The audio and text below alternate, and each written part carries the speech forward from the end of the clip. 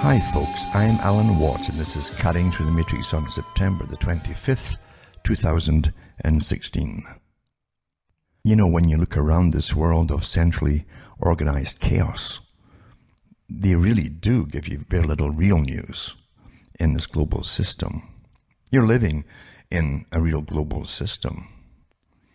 And the big boys, quite rightly, I suppose, if you want to be a control freak, the ultimate control freak, because that's really how the ultimate control freaks are supposed to behave. They don't tell you anything that matters because it's not your place, as they used to say, your right to know anything. You're down there. And you need to be up yonder, way up yonder, in the big tower, the big ivory tower, to get anywhere near the know of what's actually going on. But it's quite obvious if you have been following this for long enough and you understand the history of it all to know at least the major parts of what's happening, what's going on. But it's so true. All media now is utterly, completely controlled, isn't it? I watch how techniques are already well used across the whole of Europe, for instance, and the British system, which used to be called the Commonwealth, are well used of silencing opposition to the big, what they think is, the ordinary person thinks it's a socialist system, really. That's what they think. That's what they've been trained to think. And that they're all part of something. They're all part of something that's moving ahead, moving onwards. Just like when you go and vote, they have the height to make you think you're part of something. You're part of it, you see. And folk will automatically, naturally fall into that mode of thinking that they are part of something. And all they do is vote and then go home. But that really is a technique, a psychological technique that's well used. They used it in all the cultural wars too. Even the ones going back to, say, the 60s when they're training them to have drugs and the whole thing and free sex. And just do what you want, and get the older folk out of the way, as Bob Dylan said. The times they are changing. Get out of the way, if you know, and so on. It's all part of the revolutionary, and of course he was part of the revolutionary thing too, and well trained. A big story behind that too. Nothing comes out there by itself, folks, and nobody becomes a star by themselves either. Big story behind all it, but no one cares anymore. Because there aren't other things, you see. Other characters have been put up as their gods, demigods, and so on, for them to follow. And it's always been that way. But really, yeah, most revolutions are bloodless. You do occasionally get the really bloody one when the globalists are in a hurry. But otherwise, they use the Fabian technique. And Fabian, of course, was after the old Emperor Fabian of Rome, who believed in taking your time, undermine, before you don't just move into a country, undermine it psychologically, like psychological warfare and so on, make them become depressed with their present leaders and all that, and then you gradually take it over without sometimes even having to kill anybody. It's been awfully successful. And the big bankers have used this technique all along, because big bankers and big banking families have absolutely complete understanding of how the world works. It's their world, you see. That's why it works the way that they designed it to be. And everyone's living on this ridiculous thing called money, which no one can explain, of course. As long as it's there, they can use it, even though it's never worth the same thing from one day to the next.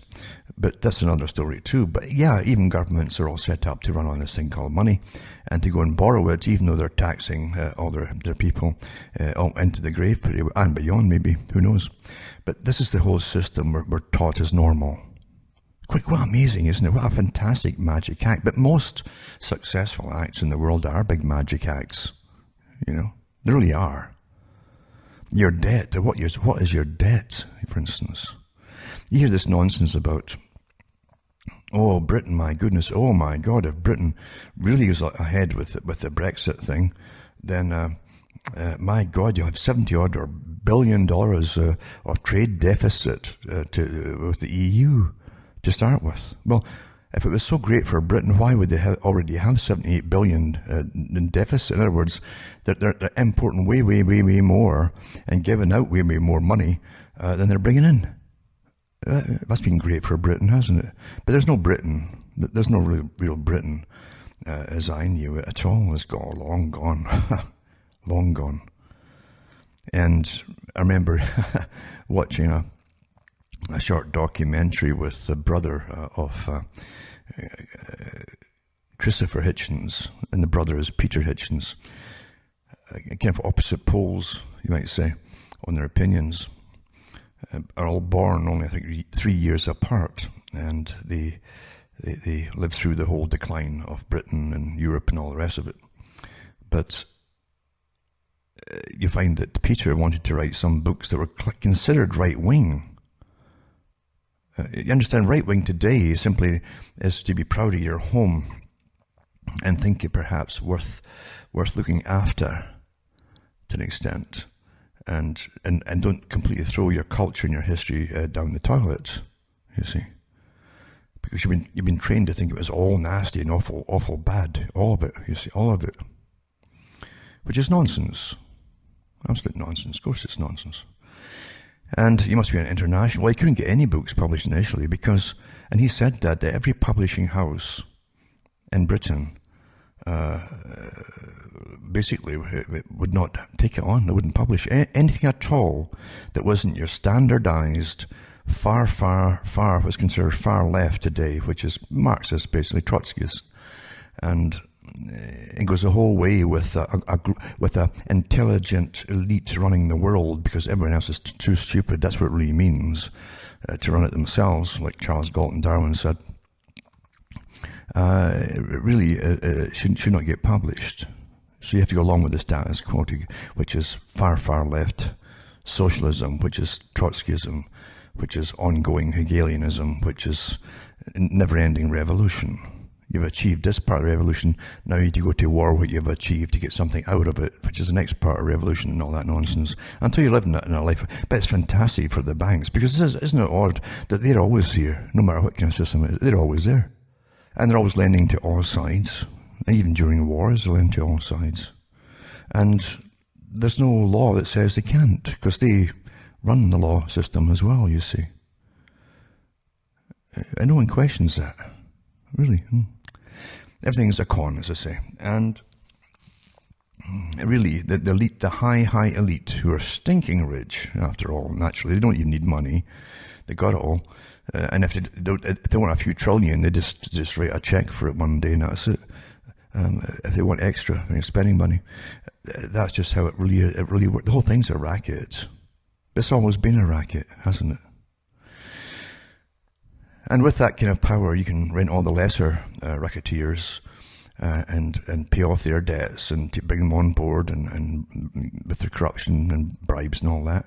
And that's how the system works. Dress it up in fancy ritual for the public to see when folk are sworn into governments and make it really impressive looking. It's still what is it? It's the same thing. They're getting paid off and they've already promised to serve the same masters, whoever they happen to be. And who they're serving is never what you think your government actually is anymore. That's long gone. That's long gone. Anyway, as I say, the terminology keeps changing. As I say, at one time, being a nationalist meant that you were sort of proud of your country, and you thought it was worth looking after. Today, a nationalist is called fascist. Everybody's a fascist if you like your country, or you look back with pride down through the generations of your people, regardless of your working class. And all the struggles we went through is that's part of your history. Ordinary folk just getting through, to make you possible, which you are, And we're the last generation that even cares, because most folk don't want children, and they've been taught and trained to just to abort these little warts, They're a nuisance because your masters want less of you. And that's what it is. They want less of you. Over many, many years, I've read so many articles from their own documentation, official stuff, where they put it out right in your face, really. Right in your face, that they wish that you would just live to whatever age of retirement is and die maybe a week before you retire. Then they can grab your money and use it for the greater good, which is their pockets, first of all, and then left over they spread across the planet for bribing folk and so on. It's called loans. So everything is a true racket, you see, and that, unfortunately, is the way the world really is. As far as the masses go with whatever impresses them, and with whatever the conditioning has given them. You've all been conditioned. The TV viewers have all had the same, you might say, subversive education their whole lives long through TV. They don't know it. They really honestly don't know it. But most opinions, pretty well all their opinions, have come to them through osmosis, as Jacques Ellul says.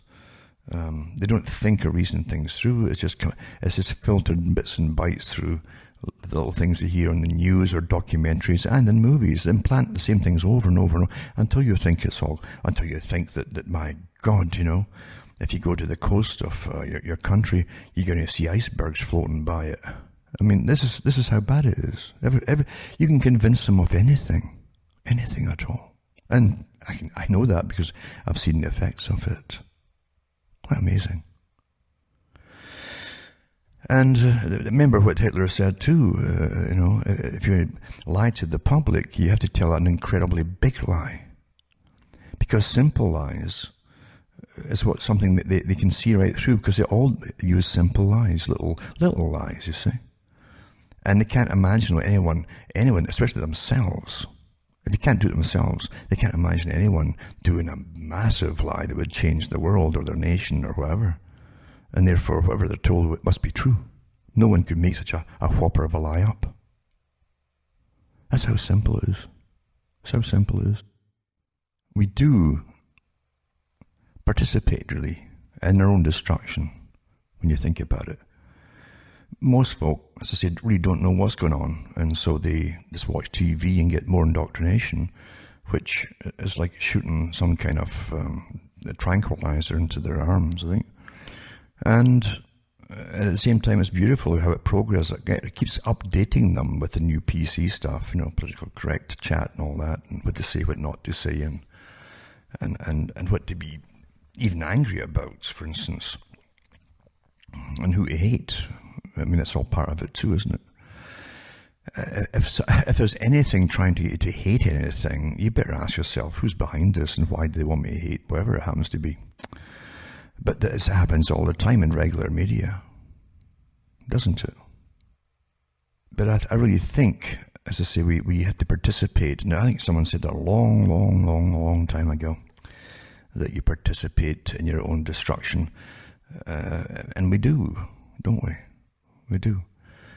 When you're given permission, for instance, and that's what the 60s was all about, given permission and indoctrination as to how it should all happen into the youth at the time, of what they should do. And really a whole generation had their lives wrecked. And it was planned out, again, to be the revolutionary period, where to separate the generations, really absolutely separate them, so that no generation taught to another generation. And they churned out the songs, again, that you're part of the big thing, that's all part of something. Talking about my generation, And people try to put us down or get us down, that kind of stuff. Like us and them. Just listen to the words and things, it's interesting.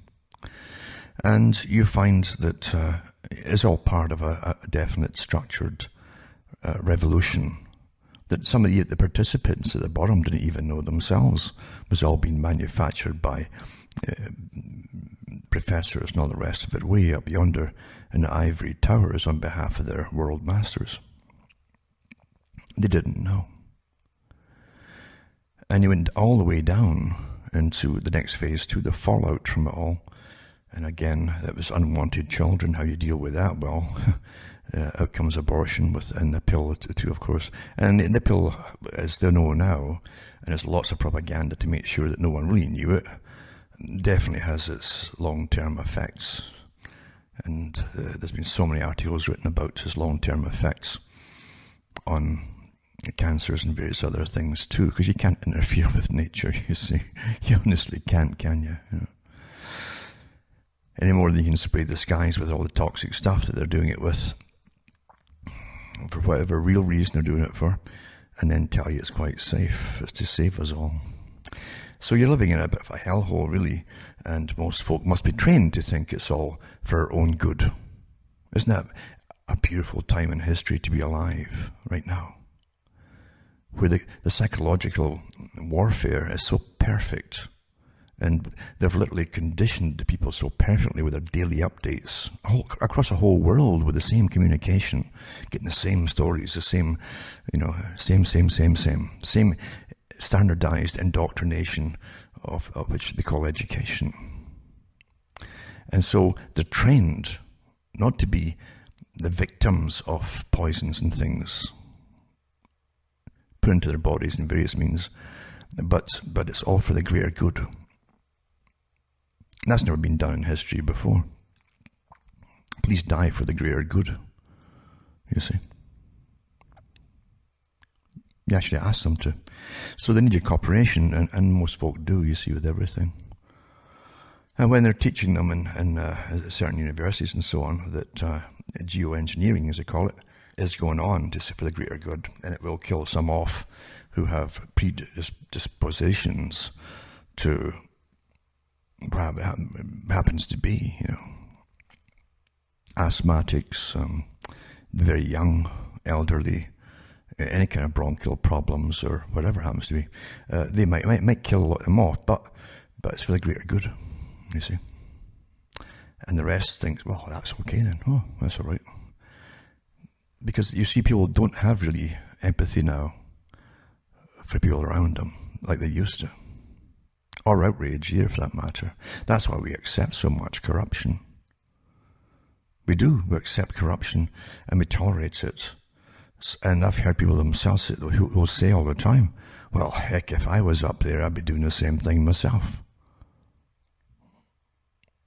And that's how they used to define it too, how population goes along with it. The corruption will reach the level that the person at the bottom would accept themselves. If you don't accept it, you'd literally eventually be yelling so hard they couldn't ignore you, and then you'd have to clean up the act to an extent. But that's not there, is it? I was reading through all the different corruptions in the EU, for instance. I've read articles over many years on the EU, and the multi-billions that go through that all the time, and there's no accountability. It just goes missing. And in fact, because there's no accountability and the records are so poor, they can't even tell where it went or if it's even missing. All they know is they don't have all that they should have to do all the things they're supposed to be doing, you see. And it's the same thing too with all national governments now. And with internationalism they've been signed into under the United Nations, the private club, the UN, through the IMF, the private club that also belongs to the Royal Institute of International Affairs and the CFR.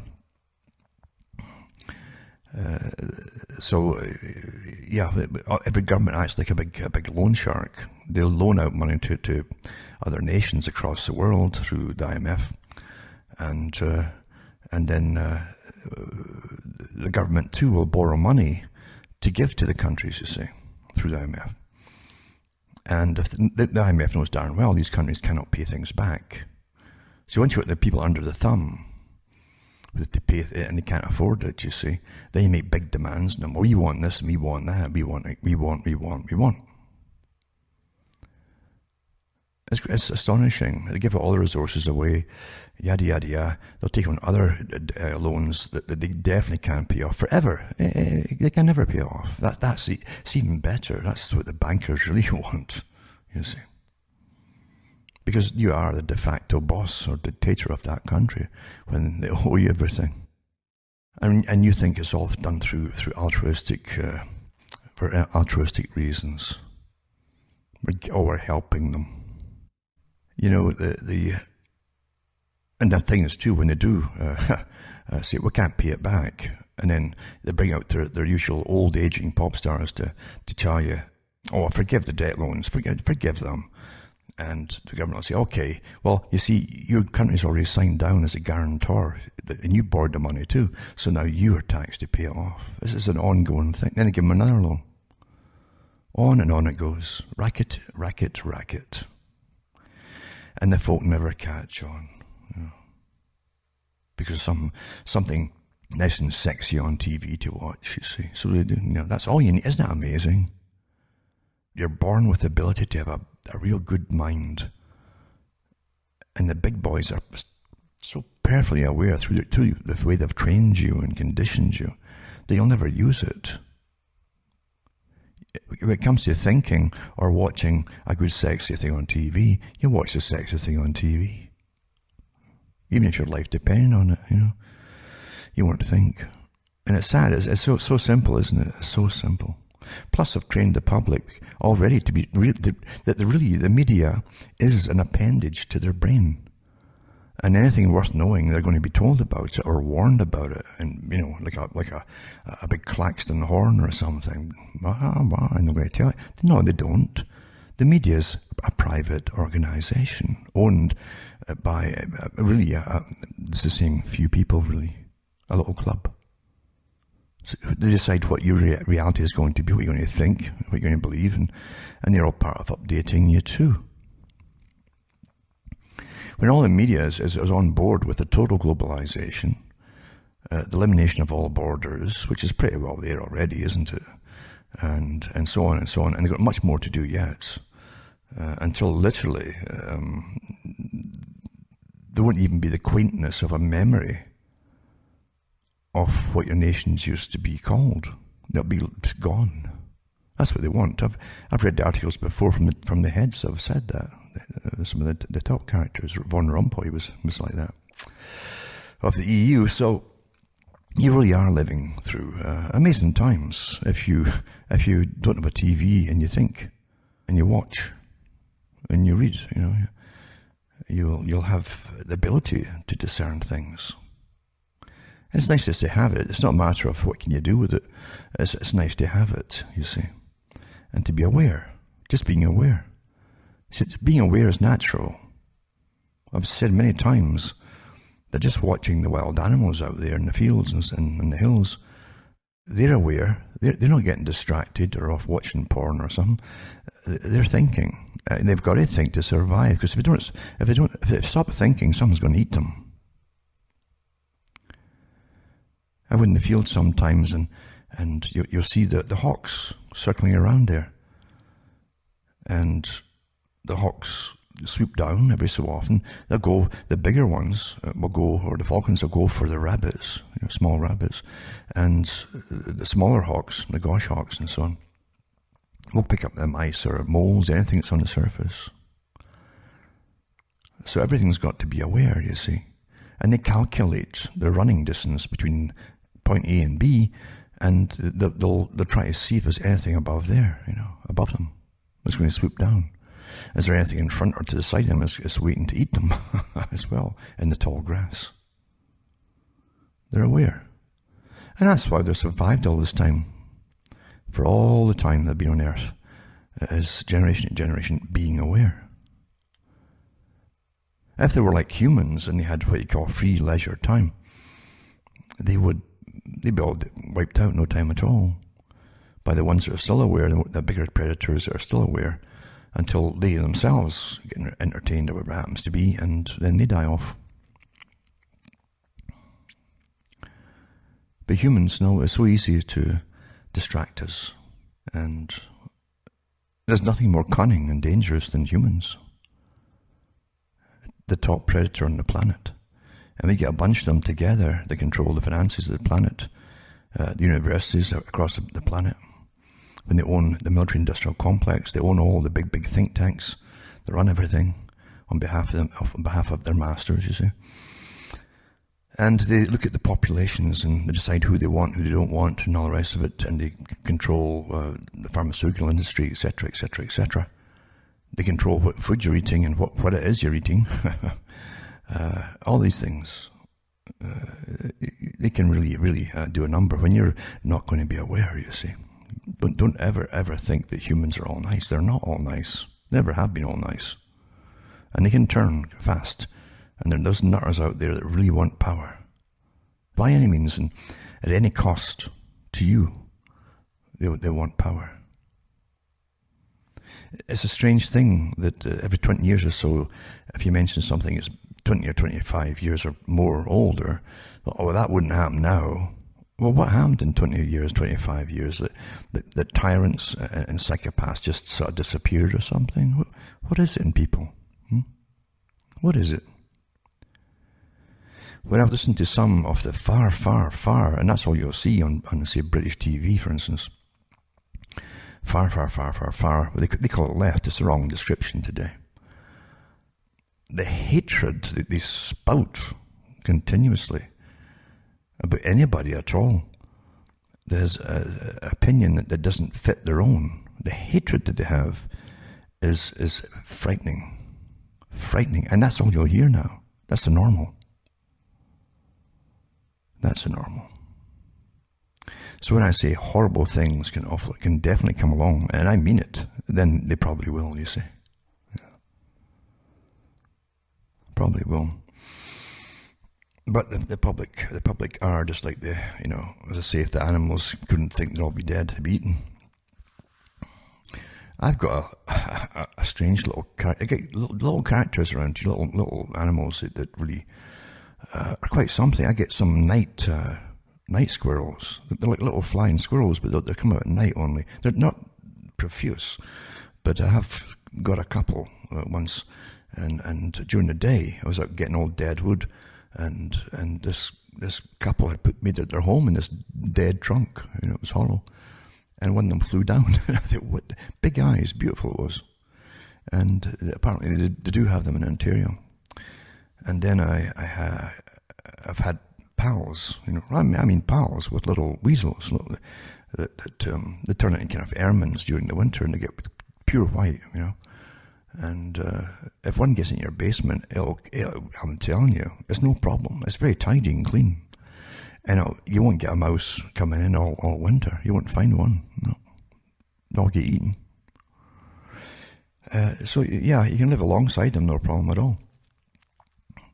And also this last couple of months, I've seen this thing going boing, boing up and down outside the back. And I just sat stunned as to what it was. What is that thing? And it would jump up maybe 1.5 feet sometimes above the grass, and it seemed to be almost like a round body with a long tail on it. And I couldn't figure out what it was. And then I did a search. It's a jumping mouse. A jumping mouse. I don't think they come into the house or anything, but I guess that's how it sees above the tall grass to see if there's any lying ready to eat it. It's very clever, isn't it? I mean, isn't that clever? That's nature again, you see. But humans, I don't think they ever really see what's coming, do they? Everyone's trained that science is going to save you, isn't it? Well, actually, science has been touted as though it's a god, you see. You can't argue with it, even though it's all theories and so on. And the theories keep changing with most of it too. But irrespective of fact, you find that we're all trained to just go along with, science, you see. And the big boys know that, and that's why they're always changing it and giving you new nonsensical factoids to stun and astound you. And we believe it, you see. And the political parties use it too. All big movements use science, supposed to call science. Oh, you see, all these theories. And you can imagine if you used science on that jumping mouse in the field. And what you do, some character comes along, some other mouse or a couple of mouse or mice or whatever, a few of them, say, come along as a little group. And then they say, the jumping mice, say, well, you don't have to jump anymore. You're spending a lot of energy, You could sit and take it easy, and with our scientific periscope, this periscope here, it says science, we can really look around for you, for a small fee, mind you, and warn you if anything coming. And then, of course, they start doing that, and it seems to work not too bad. Then over a period of time, They say, well, we could actually protect you against anything coming as well as just seeing it and warning you for a bit extra, you see, and so on. And next thing you know, they make a screen so you can also see what they're watching on the periscope as they protect you and all that. Until you get used to seeing that screen. Then they say, and then they raise a whole generation watching that screen. Then they start giving you entertainment on that screen. Until along one day, they hear a rustling. And they're watching something awfully interesting on their screen. And a whole bunch of cats come in and eat them all. You see, that's what happens when you toss out your ability to think and reason, because you're being trained and conditioned to do so. Perpetual cotton wool beds is what's preached to you. Don't worry about that. The state will take care of everything for you. Charles Galton Darwin, in the book The Next Million Years, his own book, he said that. The people won't have to think or make decisions for themselves, since the state will be doing it all for them. Are we there, folks? Are we? Well, you still get to vote, right? You're part of something, a vote, And then you rush home to watch something on TV. That's quite comical, really, isn't it? Now, I'll just touch on some things tonight to show you what's going on. And again, it's a touch. Remember, all media is part of the same big media, and they pretend to take different sides occasionally, or it would look rather suspicious, which of course it always does anyway to me. But just to try and fool you, they'll take their so-called positions. And it's always fear they give you. Fear, if you don't join the EU or the trading bloc, you'll be left behind. I've heard that my whole life long in different countries, all using the same techniques, you see. What it means, if you don't let the big gang rule your lives for you across whole nations in a bloc, a big new Soviet bloc. And that's, remember, I read an article years ago when I was on the radio from one of the top dissenters from the old Soviet Union, who came out and says that this EU, for instance, the European Union bloc, is a new super type of Soviet bloc. That's what it is. Unaccountable. The ones who run it at the top are unelected. The ones who really run it, not the politicians, don't have any power at all, except to yell at each other, give clever debates and so on. But yeah, that's what it is, you see.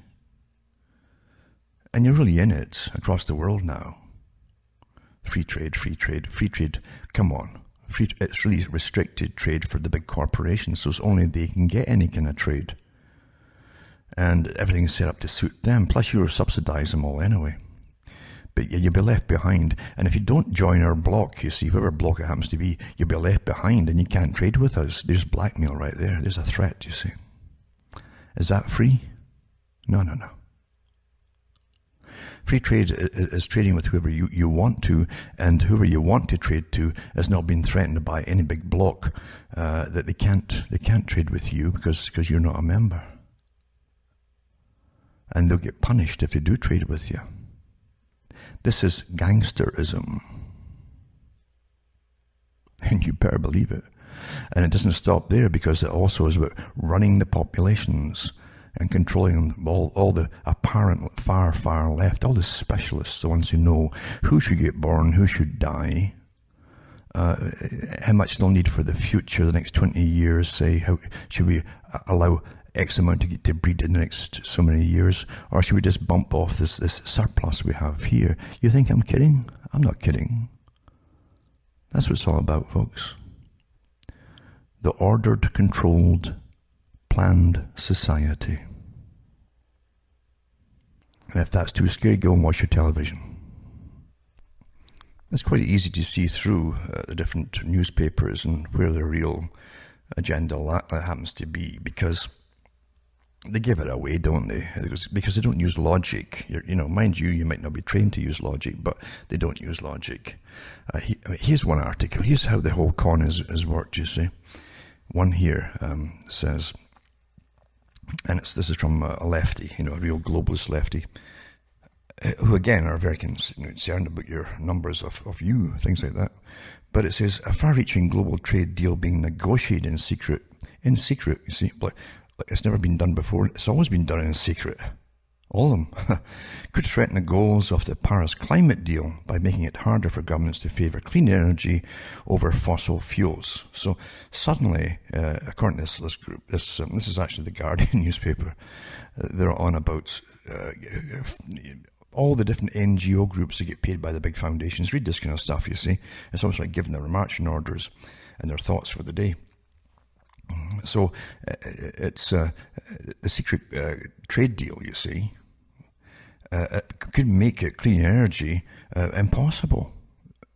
You see, that's all they care about, apparently, according to this article here. And it says, The Guardian, that saw a new economic union text seen by them would oblige signatories to work towards energy neutrality, etc. And they go through their terminology, which is always used in deals to get around things and all the rest of it. They always change the meanings of things and terminology, etc. And so all they're worried about here partly is that, they might have to go back to, or allow, or just stop. See, these characters want you to start freezing to death in the winter immediately by not being able to get clean energy, as they want to call it, you see. So you can't get clean stuff, then just die, don't pollute. We've been here for, how long we've been here on this planet, according to the far left? And fire has always been used, and the fires you don't start often happen naturally anyway. And they were having fires, and forest fires and so on, massive ones across the world before man was apparently here. So, there you go. But you're causing all. It's all your fault. Anyway, here's one article again too. Not joining the Trans-Pacific Partnership will cost Canada billions in economic growth. They could just swap the names in the countries and the TPP into other treaties that I've seen all down the years, my whole life long. The same thing. Fear, and they get the left behind stuff, no doubt. That's what they're really getting at, you see. And it says that joining the Trans-Pacific Partnership would generate long-term gains for the Canadian economy if you join it. Gains for whom? What is this economy, What part of the economy they're talking about here? There's nothing's ever said. It says Ottawa's remain non-committal in the TPP, which is nonsense, as we know. So this is not news either. And then this one here has Trump has forced establishment Republicans to switch sides in the TPP fight, you see. Has he forced them, or is it just the fact they're running for something else now, local things, and politicians will change sides and opinions at the drop of a hat if it suits them? They always have, haven't they? Always have. It's the way things go. I'll put this link up too. And then the United Nations fears third leg of the global financial crisis. Anything they tell you, these globalists, is nothing but horror and fear. Horror and fear, Like this little gang of mice that took over the mouse world and with their scientific, periscope, you see. And first of all, it says, we'll warn you if anything. And then before you know it, it's red alert, and it's extra, until you're begging them to protect you even more. Right? So the global financial crisis with prospects of epic debt defaults. And the third leg of the world's intractable depression is yet to come. No, it's not. It's here. Everybody's depressed. If trade economists at the United Nations are right, the next dramatic episode may entail the greatest debt jubilee in history. It may also prove to be the definitive crisis of globalized capitalism, the demise of the liberal free market orthodoxies promoted for almost 40 years by the Bretton Woods institutions. Another little secret deal, folks. The OECD and the Davos fraternity.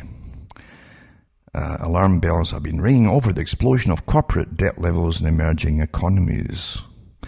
Emerging economies, too, are also part of the emerging world, as they call them. That's where all your money is getting thrown, supposedly, for all these con rip-offs that the big corporations are doing. They get you to build factories in somewhere, you pay for all, in some third world country,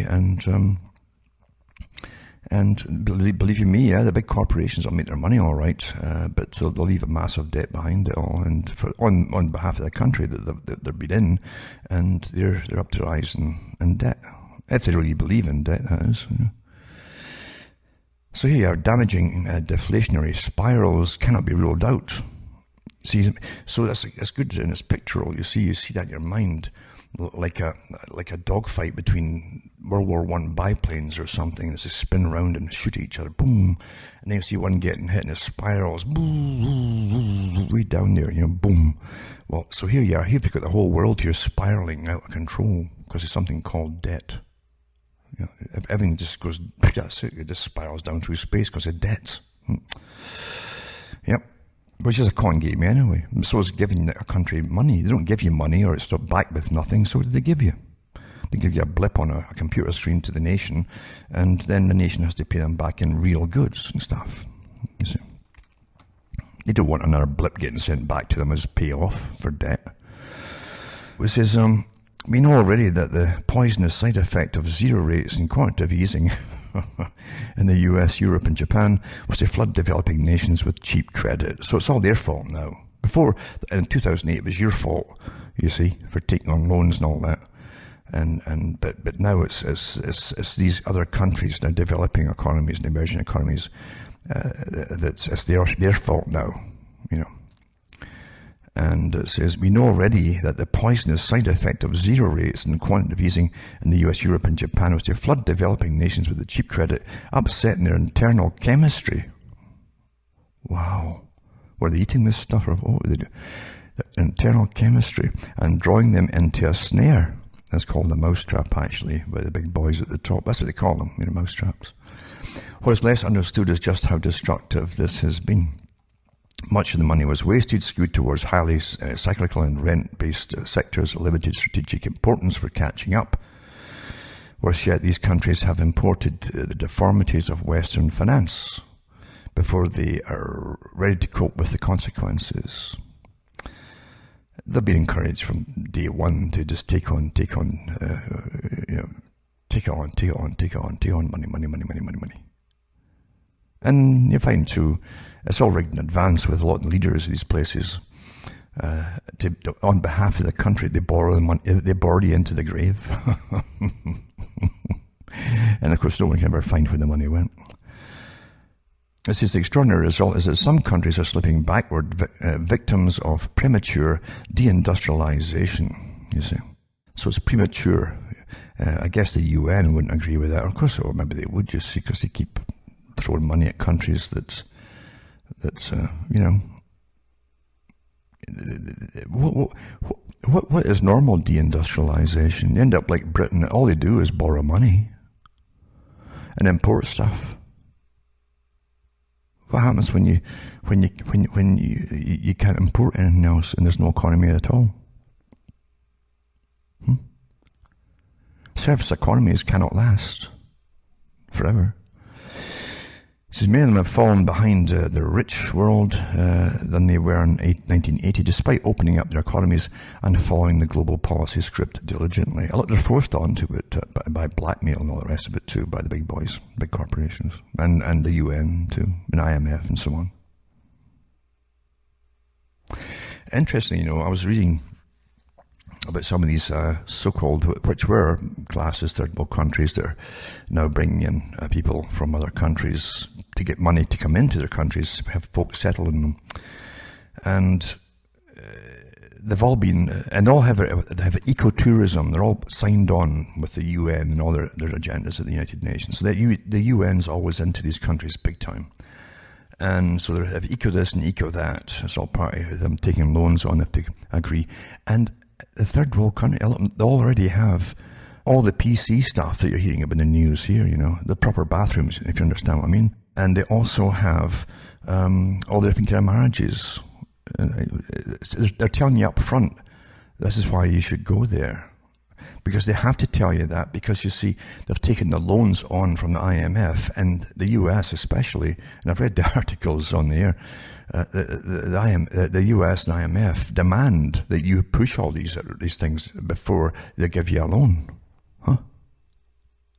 Was that quite something? Do we really know what's going on in the world? Do people really know? Do they think it, or do they care? Eh? Do they care? Do they care? It used to be one time, the pretense that we really care about you having money to feed your families will help you, Not now. Nope, now it's all this big wave of, PC updates and so on, and you better conform, and then we'll give you money, Then they'll give you the money. It's so rigged that you have to pay way more back all the time until the whole country falls apart. See? But at least you'll have the proper bathrooms, maybe. But this is the farce, you see. We're living in farce, as you well know. And it is farce. Look up the meaning of farce. And then another article, the new TTIP, meet TISA, T-I-S-A, the secret privatization pact that poses a threat to democracy. What is democracy? The right to vote. And it says an international trade deal being negotiated in secret. It's a turbocharged privatization pact that poses a threat to democratic sovereignty and every concept of public services, campaigners have warned. This is not TTIP, the international agreement. It appears campaigners in the European Union have managed to scupper over similar concerns. This is TISA, a deal backed by some of the world's biggest corporations such as Microsoft, Google, IBM, Walt Disney, Walmart, Citigroup, and JP Morgan Chase. Your owners, in other words. Now, they want to give you all your thoughts. It says few people may have heard of the Trade and Services Agreement, but campaign group Global Justice now warns in a new report defeating TTIP may amount to a Pyrrhic victory if we allow TISA to pass without challenge. Like the Transatlantic Trade and Investment Partnership, TISA is being negotiated in secret, even though it could have a major impact on countries which sign up. You see. As well, TTIP is only between the EU and the US. Those behind TISA have global ambitions as it involves most of the world's major economies, with the notable exceptions of China and Russia, in a group they call the Really Good Friends of Services. The Really Good Friends of Services is the name of the group. And what it would seem to be, or part of the deal anyway, is that, or TISA, we're talking about, TISA, would be that it could lock in, this is the so-called fear, lock in privatization of public services. Well, they've privatized everything else off, haven't they? And allow casino capitalism by undermining financial regulations designed to prevent a recurrence of the 2008 recession. I don't really get all fussed up about these things because you find you really have had no control at our level, and ever, actually, And it's all done by gangs, big financial gangs at the top. They've been here for a long time. And they seem very, very respectable because they wear good suits and stuff and go to the best supposed schools, and they train you. They're the best. But then again, that's how all elitists started in time, going way back. All their royal families really just slaughtered those around them as a small family till they take over an area, and eventually, if they're any good at all, and they get the money boys on board with them, then they can hire people they call armies eventually to do all for them. Nothing changes. It doesn't matter what you look at, you see. But in time, they become respectable because they're rich and they don't have to go around with bloody battle axes and swords, you see. They've got armies to do it for them. And that's the reality of human nature. But I'll put these links up. Remember, I always put links up on the articles I mentioned for you that really care to have a little gander. Remember, everything is propaganda. Everything's propaganda. Because every complaint you read now, well, the complaint will tell you what it is. Oh, be scared of this, be scared of that. And they'll say, and they might not fight climate change. Oh, yep. And then, for instance, in Britain as well, it says the Treasury is facing calls to honour Boris Johnson's promise to guarantee all funding for EU programmes after Brexit until at least 2020, as fresh concerns are raised that billions of pounds of regeneration projects across the UK are at risk. So again, another scary, scary topic, you see, because they can't let you leave.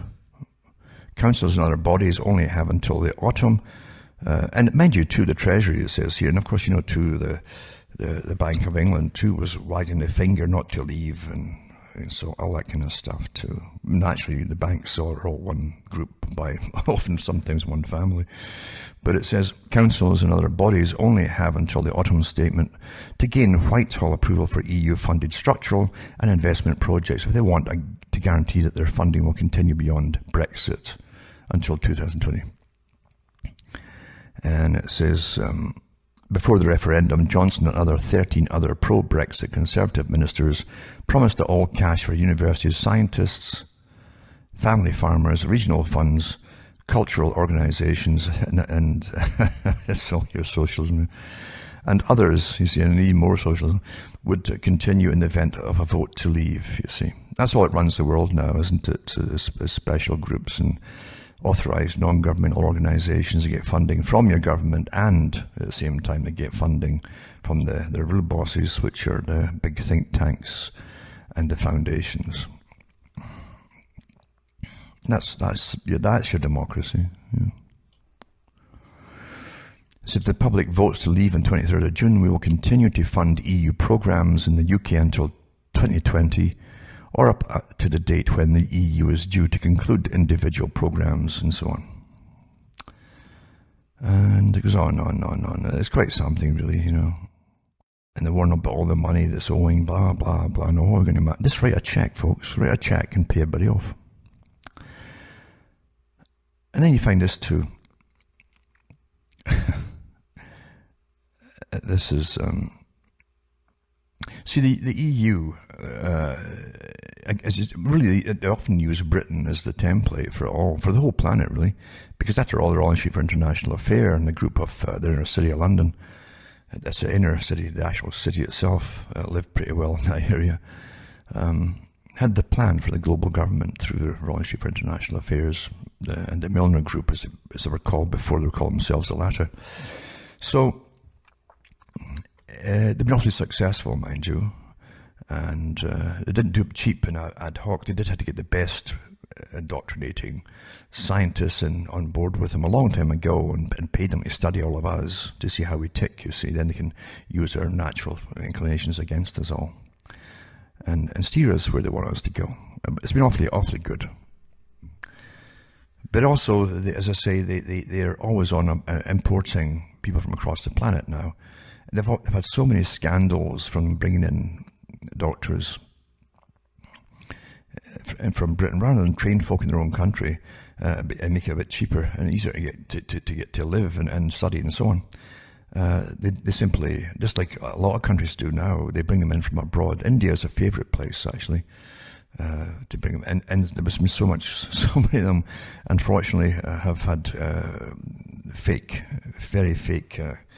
But put it this way, they're not really qualified, a lot of them, and it causes problems.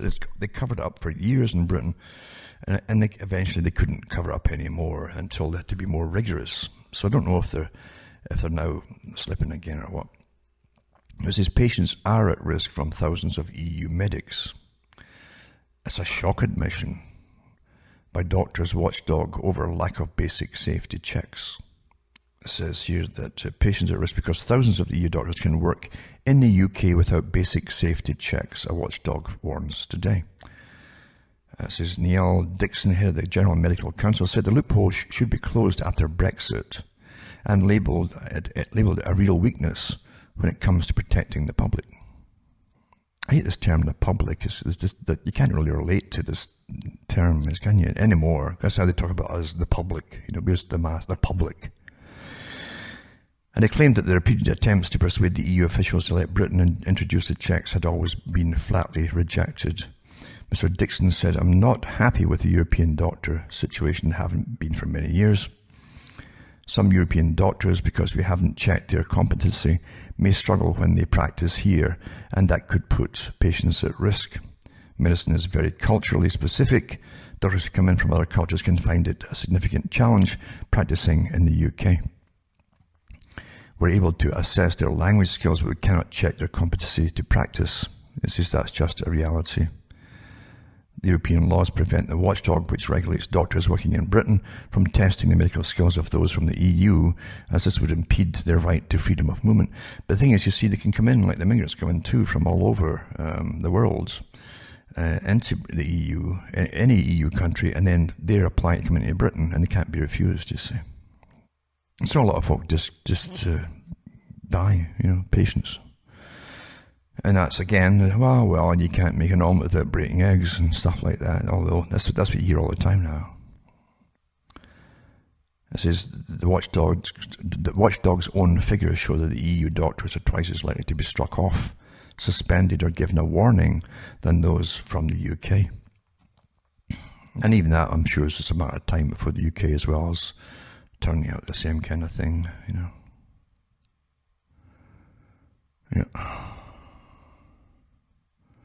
It says there are just over 30,500 EU doctors on the GMC's register who are licensed to work in Britain, and another 3,500 arrive each year.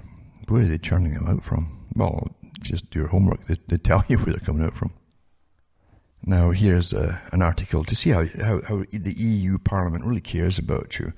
The EU cancer risk law causes uproars. 140,000 people trying to halt killer chemical policy. The bureaucrats in Brussels have been warned their plan to allow killer chemicals to enter the food chain will cause years of harm for millions of EU citizens. Well, Canada was a test bed for all the GMO stuff for years and years before it broke out from Britain that we were the test bed. The Canadian government wouldn't tell us. They made a secret deal, it said, eventually in the newspapers, with the big boys, the GMO boys, and all their pesticides and herbicides, to test it out in the Canadians. And of course, through the health system, they could study us all as we, have all these strange symptoms and die. That's how it works, isn't it? That's what you get when you toss out real old culture and affinity for people, and you raise science up to the level that it is. Bogus, although most of it is actually. Or at least a lot of it is. Anyway, that's pretty well it. That's all I have time for this weekend, as we hit really cold temperatures at night now, almost at the freezing mark, in preparation for the coming winter, which is going to be pretty bad this year, judging from all the different mice that are trying to get in here very early this year. And I'm watching the wasp nests outside, and they're really building them fast and furious, big time. So, all the wee signs and symptoms, and that's how it works. Anyway, from myself, Alan Watt, from Ontario, Canada, it's good nights. May your God or your gods go with you.